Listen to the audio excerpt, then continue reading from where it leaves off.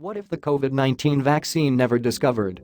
Hello everyone, this is your host Johnny Bold, welcome back to my channel. In today's video, we are going to talk about how the world is going to look like without the COVID-19 vaccine. So be sure to hit the like button and subscribe to my channel. Let's jump into the topic. When the bustling cities are locked down, the wheel of livelihood of millions of people is at a standstill. Hundreds of thousands of people are dying from the virus. In this situation, you, like everyone else, may be counting down the hours to the discovery of the coronavirus vaccine. But just once, think about it, what if the COVID-19 vaccine never discovered? This may sound like science fiction, but it can't be ruled out. Remember that HIV is the cause of death of nearly 32 million people over a period of about 4 decades worldwide, but still waiting for its vaccine.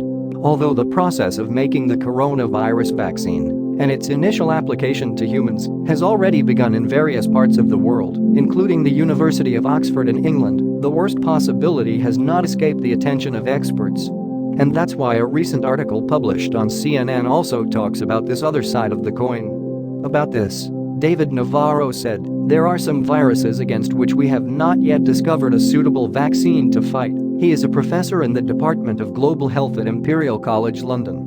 He is currently the World Health Organization's special envoy for COVID-19. Most experts are quite optimistic about the vaccine. But when exactly will that happy moment come? Dr. Anthony Fawcett thinks it's possible in a year or 18 months.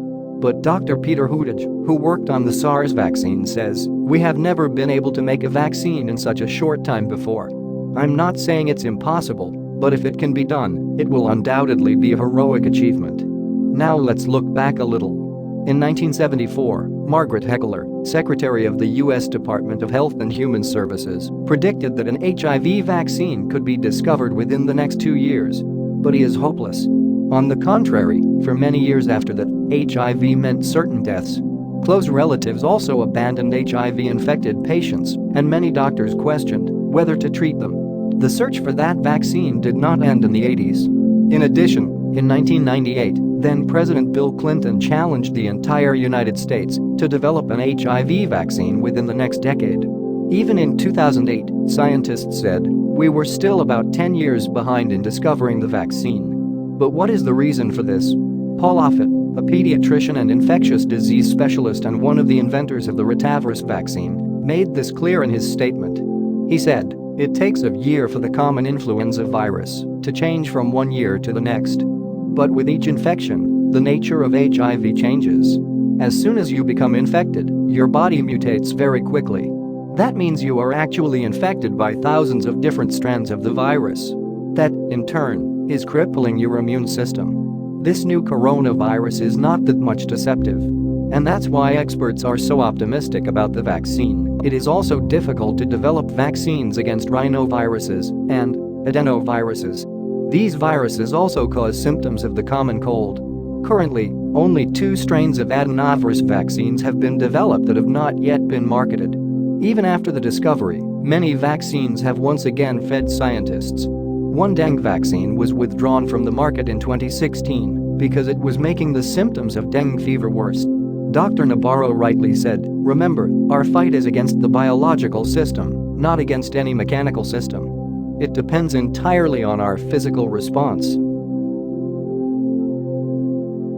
Just think for once, what would our lives be like without vaccines? Imagine for a second you were transposed into the karmic-driven world of Earl. A lockdown is being announced as soon as the slightest sign of coronavirus clusters accumulating somewhere. Even after a few days, the whole country may have to go to lockdown again. There is no longer a day to work in the office for hours without bothering to sneeze or cough. If something like that happens, you have to go back home immediately. Maybe everyone will be allowed to work from home a few days a week, or work in the office or shop in a few shifts so that not many people gather together. Maybe sports events will be introduced where players will have regular health checkups and spectators will be allowed to sit at a safe distance to enjoy, or not at all. The consequences of restaurants or eateries will be no exception. The prevalence of coronavirus is expected to increase in winter. Outbreaks appear to be exacerbated from time to time, and global mortality rates continue to rise, as in the case of measles. Before the invention of the vaccine, at least 2 to 3 million people were infected each year. As time goes on, people may be more inclined towards herd immunity, of course, when 70 to 90% of the total population develops immunity against this disease.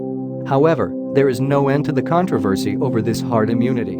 It is not possible for any state to hold the wheel of the economy in lockdown day after day. In many cases, it is politically impossible, even on a personal level. So, according to Dr. Nabarro, as we prepare to fight COVID, we need to slowly return to normalcy. We need to be bound by a social contract where we have to take responsibility for our own lives. Let's think about different plans. If the COVID-19 vaccine is following in the footsteps of the HIV vaccine, then we have to go with the disease. In the words of Paul Offit, through the application of various antivirals, we have been able to create a framework for the treatment of HIV, just as many people with cancer are living longer with ease. Having these diseases no longer means a death warrant. So, along with the ongoing trial and error of the vaccine, scientists are not stopping the work of setting up such a medical facility. As an alternative to COVID, the Ebola drug remdesivir is being tested in pieces, and blood plasma testing is also underway. In the meantime, there was a storm of discussion about hydroxychloroquine again, but in the case of critically ill patients, no results were found. No treatment or medicine will completely eradicate coronavirus infection from society. It may heal a little faster, or the plague may gradually subside, but the virus will survive for many more years.